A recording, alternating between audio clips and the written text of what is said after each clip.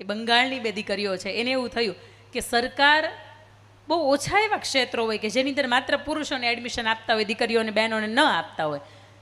લાઇટિંગનું ક્ષેત્ર એક એવું છે કે એની અંદર કરંટ લાગવાનો ગમે ત્યારે ચાન્સ છે, એટલે એમાં દીકરીઓને પ્રવેશ નથી મળતો, માત્ર પુરુષોને પ્રવેશ મળે. એટલે લાઇટ મેન આ શબ્દથી, વાયરમેન આપણા શબ્દથી પરિચિત છે.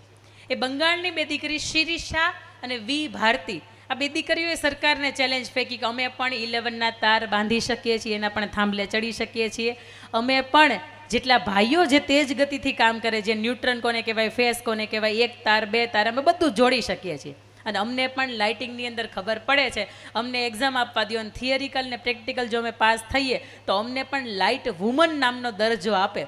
સરકારે છૂટ આપી કે કંઈ વાંધો નહીં, તમે એક્ઝામ તો આપો. સરકારને કદાચ એવું હતું કે 11નો થાંભલો આવે, કરંટ નીકળતો થાંભલો આવે, આપણે સબસ્ટેશનની બાજુમાં જ નીકળીએ તો એ આપણને એમ થાય કે માથે પડશે, તો આપણે એટલા ડરપોક છીએ. પણ એ બે દીકરીઓ છે એણે સરસ રીતે તાર બાંધે છે, એ પ્રેક્ટિકલ રીતે થિયરિકલ રીતે પાસ થાય છે અને ગવર્મેન્ટને પણ ઝુકાવે છે. સાહેબ 27 વર્ષની દીકરીઓ વિશ્વની અંદર લગભગ, મને નથી ખબર કે દીકરીઓ આ ક્ષેત્રમાં છે કે નહીં, પણ ભારત વર્ષની અંદર આ બે દીકરીઓએ આજ સુધીમાં લાઇટ મેન તરીકે વપરાતા શબ્દને લાઇટ વુમન તરીકે પણ ટ્રાન્સફર કરી દીધો. અને એટલા માટે કહેવાય છે કે તમારી મારી આસપાસ જે રહેલી શક્તિ છે ને, એના હાથની અંદર માત્ર થાળી, વાટકો, વેલણ, ચમચી, પાટલી આ નથી શોભતું, એના હાથની અંદર હજારો હાથ એને ધર્યા છે.